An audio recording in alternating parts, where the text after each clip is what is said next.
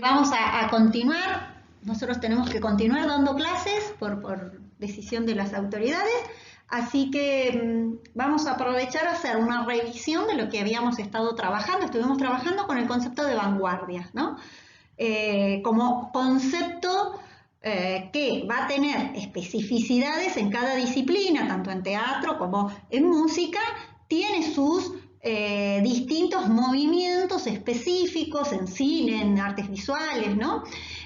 Pero en general este concepto de vanguardia, que va a ser como categoría estudiado y analizado, como lo habíamos estado observando a partir del texto de Eduardo Subirats en El final de las vanguardias, ¿no? En donde ustedes incluso en el tablón estuvieron recuperando estos ejes. Este concepto lo vamos a relacionar con la modernidad, sobre la cual vamos a hablar más adelante, y lo relacionábamos con este quiebre que se va a dar a inicios del siglo XX con respecto a un eje muy importante que es a la construcción de ese campo artístico autónomo, decíamos, ¿no? Habíamos dicho cuando empezábamos el año que una característica, lo hemos planteado el año pasado, que una característica, ¿no?, en este siglo XVIII es la autonomía del campo. Empieza a surgir esta autonomía del campo, empiezan a consolidarse las instituciones, ¿no?, las academias, ¿no?, todo ello que había empezado ya surgiendo desde la Edad Moderna, y cada vez el arte se va a consolidar a partir, decíamos, con esta bisagra que era Immanuel Kant, es decir, lo que buscaba el arte ya no era una copia, ya no estaba al servicio de otra cosa que no fuera el arte, ¿no? Entonces, esta autonomía, esta construcción de un campo autónomo, ¿no?, que también va a ir constituyéndose también en una constitución de espectadores autónomos, de otros espacios por donde circulan las obras, en donde ya el músico no compone solo por el encargo, sino que también por lo que él quiere componer, así se lo encarguen o no se lo encarguen. Es decir, pónganla ahí siempre, porque no es que desaparece el músico que hace una obra por encargo o el dramaturgo que escribe por un encargo, pero empieza a aparecer en esta autonomía la posibilidad de escribir, ya sea para presentarse a un concurso, para presentar en un teatro, en una exposición, ¿no?, en distintos espacios por donde circulen las obras, porque ya entonces, y esto decíamos, los espectadores ya no están limitados a los palacios en donde estaban los reyes y estaba la aristocracia, o antiguamente estaba la iglesia, sino que empieza a aparecer en esta construcción de la burguesía, empieza a aparecer también un mercado, diríamos, otro tipo de espectador, ¿no? Entonces aparece esta amplitud de público. ¿Por qué me detengo en este concepto de la institución, de lo que es el arte, de dónde se produce el arte? Por eso les puse este esquemita, ¿no? No solamente el artista, sino quién dice que ese artista es artista, ¿no? ¿Qué instituciones entran a jugar a la hora de pensar la obra de arte?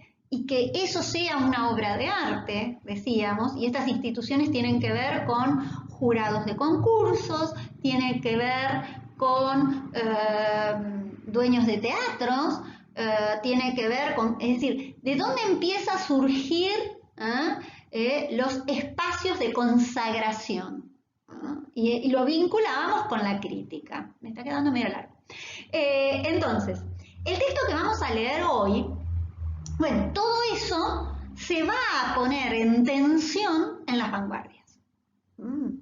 Por eso me detenía en este esquema, porque el texto que leemos hoy, que es de dos autoras argentinas, Sandra de la Fuente y Diana Weschler, van a trabajar este concepto de vanguardia, esta categoría de vanguardia, pero pensada en la situación argentina, ¿no? Se dice que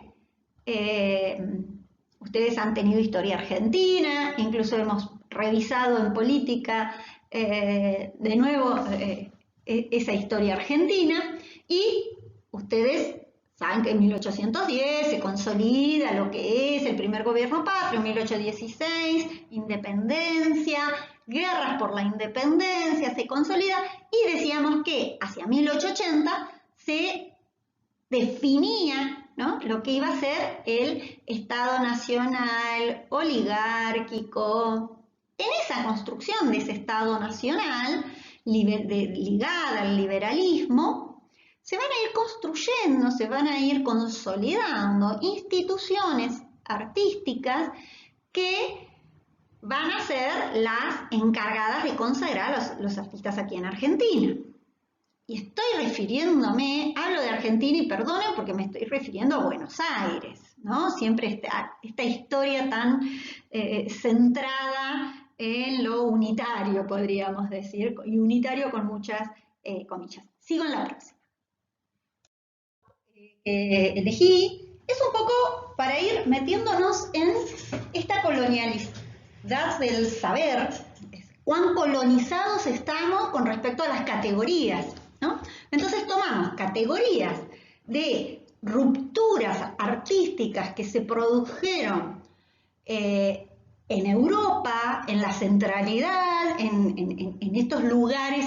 ¿Por qué centrales? Porque son los lugares en donde construyen los discursos y colonizan a los demás lugares. Y me parecía interesante este texto, que tiene sus años, pero tenía la característica de que es un texto corto, un texto presentado para unas jornadas de historia del arte, en donde ambas autoras ponen en discusión, ¿no? Y me parece que eso les puede servir cuando estén trabajando, esto de poner en discusión las categorías estéticas, poner en discusión las categorías es decir, estos conceptos que son construidos, porque ningún concepto es natural, sino que es construido para analizar cierto momento, cierto periodo, ¿no? Entonces, las vanguardias artísticas surgen en Europa por una necesidad, es decir, el concepto surge después de que ponen en discusión, decíamos, a partir de leíamos los manifiestos, que se expresan a partir de los manifiestos estos movimientos. Leíamos también las características que tenían estos movimientos de vanguardia, de ruptura, de puesta en discusión de esa institucionalización, de puesta en discusión de esos criterios de valoración que funcionaban para Europa. Pero ¿qué pasa acá en Argentina? ¿No? Yo no les voy a dar, obviamente, historia del teatro argentino ni historia de la música argentina, porque tienen materias para ello, pero sí me parece importante que cuando ustedes las analicen en esas historias argentinas, puedan observar si esa categoría sirve o no. Y por eso me parecía interesante la pregunta con la que inician el texto, ¿no? Y dicen, ¿en qué medida la descripción del fenómeno de la vanguardia europea que propone puede ser funcional para pensar en nuestro? ¿No? Es decir, ¿hasta dónde sirve este concepto de vanguardia? Yo les mencioné y les estuve comentando lo que decía Bürger y las autoras lo recuperan. Por eso no se los di para leer al texto de Bürger, sino algo mucho más sencillo y más agradable, que era el texto de Subirats. Y me parecía interesante esta concepción de puesta en discusión de la institución arte, ¿no? De ese campo artístico. Y les comparto fragmentos de lo que fue movimiento de vanguardia artístico aquí en Argentina, que publicaron un periódico y cuyo manifiesto aparece en el primer número de este periódico, que se llamó Martín Fierro.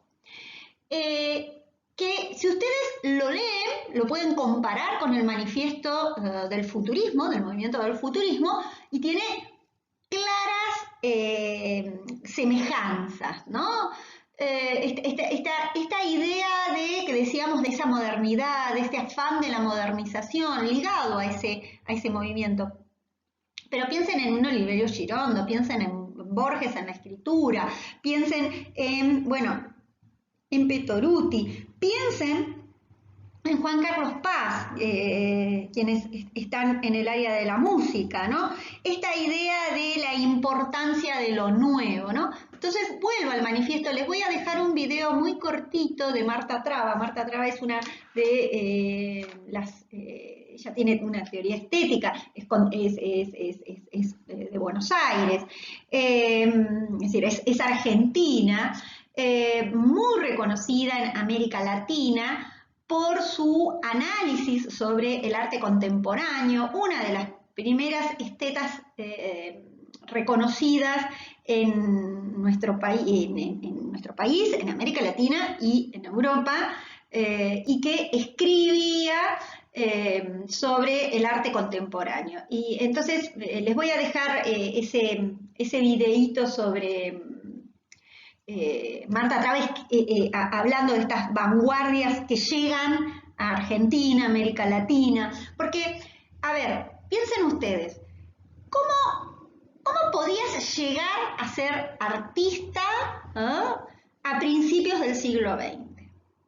Que era, es decir, estaba el furor. Bueno, nuestros jóvenes que querían estudiar, cuando no teníamos academias de arte, se iban destacando en la década del 80, en la década del 90, 1880, 1890, ¿no? Y el Congreso de la Nación estipulaba becas. Entonces se presentaban a becas y eran becados para ir a estudiar a Europa. Pero el problema era que estos jóvenes, en el caso de Petoruti fue muy claro, iban a estudiar a Europa y la beca era para ir a estudiar en Italia o en Francia, o en España, el tema del idioma a veces, pero mucho Italia, pero con los artistas consagrados en las visiones academicistas, ¿no? No en estos jóvenes que estaban destruyendo todo, ¿no? Pero claro, ¿qué le pasa? Petoruti se va a estudiar y va al taller, estudia con una formación que era para lo que se le había pagado, pero obviamente que a uno le gusta lo que está pasando en el momento. Entonces empieza a quedar influenciado por estas nuevas maneras de ver, de concebir el arte, por estas rupturas, y vuelve a Buenos Aires y trae todo lo que fue el cubismo. Sigo el cuentito en la próxima. Claro, cuando llega acá y presenta obras como esta que ustedes pueden observar, ¿no? En donde recupera la técnica del collage, recupera los distintos puntos de vista y demás, bueno, imagínense, no recibe críticas favorables.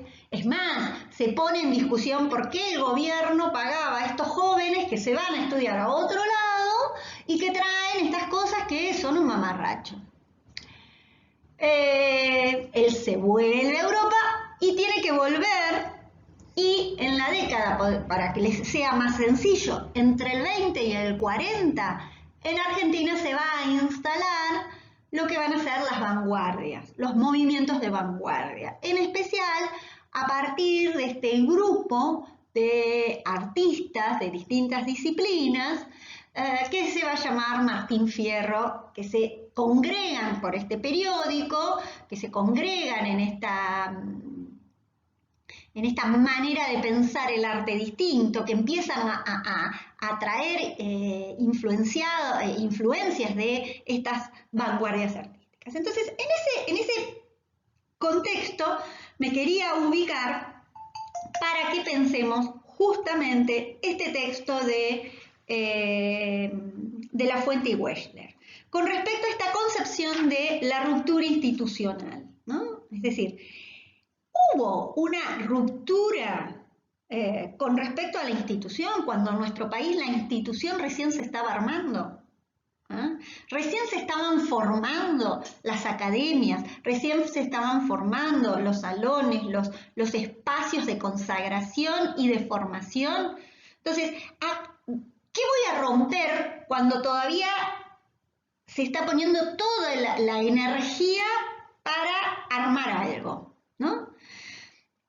Entonces, estos grupos, y eso lo comparten, tanto en música, en las distintas disciplinas, estos grupos artísticos que se nuclean, que presentan esto que decíamos, una característica de las vanguardias es que son grupales, estos grupos se oponen a lo que se había hecho anteriormente, presentan, diríamos, este manifiesto, estas verdades de su movimiento.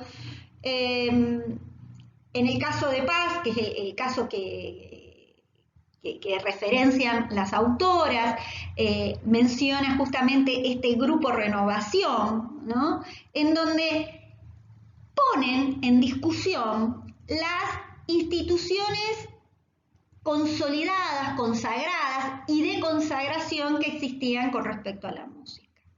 ¿Por qué Juan Carlos Paz? Juan Carlos Paz es el introductor del dodecafonismo, con Schoenberg en Europa.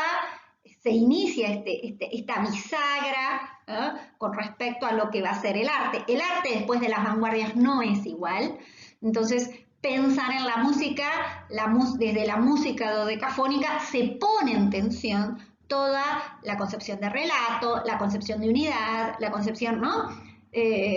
Todos los criterios y todas los ejes, la concepción de género, ¿no? Se pone en discusión el lenguaje musical, se pone en discusión el lenguaje visual, se pone en discusión el modo de escribir teatro, se pone en discusión las puestas, el lenguaje teatral. Eso es lo que hace, es decir, primero nos hace tomar conciencia, las vanguardias nos hacen tomar conciencia de que son lenguajes, rompen con esa mímesis que ha tenido que batallar el arte, y por el otro lado, ponen en discusión, juegan con ese lenguaje. Por eso decíamos el año pasado, a partir de ese texto disparador que habíamos leído de Bourdieu, decíamos que aquellos artistas autodidactas son artistas conservadores. ¿Por qué? Porque no manejan el lenguaje específico, sino que van por ensayo y error. Entonces, al no tener la formación del lenguaje musical, del lenguaje teatral, del lenguaje visual, no pueden tensionarlo, ponerlo en discusión, romper las posibilidades de ese lenguaje. Obviamente que las vanguardias y las obras de vanguardia son elitistas no en un sentido negativo, sino en este sentido de que no son para todo público. ¿Por qué? Porque para entender el chiste, diríamos, para entrar en ese juego, hay que comprender toda esta ruptura que implicó el movimiento. Por eso decimos que no son, que hay una especificidad y que la mayor libertad, como decía Hegel, que va a tener el artista, es cuando más maneje el lenguaje específico, ¿no? Es decir, porque si yo no manejo el lenguaje teatral de la puesta, si yo no manejo el lenguaje musical, no tengo la posibilidad de ponerlo en discusión. La libertad me la da ese manejo de la técnica, ese manejo de las posibilidades que me permite el manejo de mi disciplina. Se me hizo largo, perdón. La pregunta que vamos a hacer como pregunta de lectura, de para acompañarlos en la lectura, que se las voy a dejar escrita en el tablón. Respecto a este texto, en esta semana, es un texto corto, así que viene bien por si están preparando otras materias. Este eje que plantean las autoras entre periférico y ecléctica, ¿no? Es decir, si nosotros tenemos si esta categoría, ¿no? Nos puede permitir hablar de una modernidad que se desarrolla en nuestro país y que trae corrientes y que sería un modo periférico, ¿no?, de asumir estas categorías que se construyen en los países centrales, ¿no? O si acá tenemos que hablar de esta mixtura, de esta hibridez, que van a tomar estas vanguardias y podemos hablar de ecléctico, ¿no? Entonces, a mí me parece interesante la reflexión que hacen las dos autoras, y les pido que recuperen esa reflexión y que es la conclusión del texto. Por el otro lado, les dejo un fragmento, es de Croft, un músico, sobre Juan Carlos Paz, y les voy a dejar un pequeño videito, en donde plantea esta presencia de ruptura con respecto a... Piensen que Paz vivió muchos años, él nace en 19... dice... ya para el 1918, Juan Carlos Paz tenía 21 años. Era bastante menor que sus compañeros. ¿Por qué? Porque se empiezan a organizar estos grupos en el Salón de Rosario, en distintos salones, con escultores, ¿no? Estoy mencionando un texto de Omar Corrado, que es un historiador de la música contemporánea, en especial del 20 al 40. Dice, era bastante menor que sus compañeros y el único músico, frente a otros que eran escultores y demás. No había compuesto todavía obras musicales. Y luego Francisco Croft menciona este derrotero, si tuviéramos que pensar en la historia de Juan Carlos Paz y el peso que tiene para la música argentina la presencia de Juan Carlos Paz, ¿no? Cómo va a ir influenciándose, y me interesa para cuando lleguemos a la parte de industrias culturales. Dice, en una segunda etapa, Finanzas se inclina por el neoclasicismo de Stravinsky y luego tuerce hacia el objetivismo con influencias del jazz, del music hall y en cierto modo un retorno a Bach. Esto que decíamos, ¿no? Esto del ponerle los bigotes a la Gioconda, ¿no? Es decir, tomo agarro a la Gioconda, pero agarro a Bach, ¿no? Es decir, tomar a los clásicos, pero desde otra mirada. De ese tiempo datan 3 movimientos de jazz para piano. Todo esto se cumple entre el 17 y el 32. Y en el 32 escribe Invenciones a 2 voces, que es una transición del neoclásico al ritmo sincopado, y lo sorprendente es que Paz está escribiendo en lenguaje no tonal sin saber de Schoenberg. En el 34 aparece su primera obra dodecafónica, una pieza para piano y flauta, y en el 36 Paz toma contacto con Schoenberg a través del quinteto para vientos.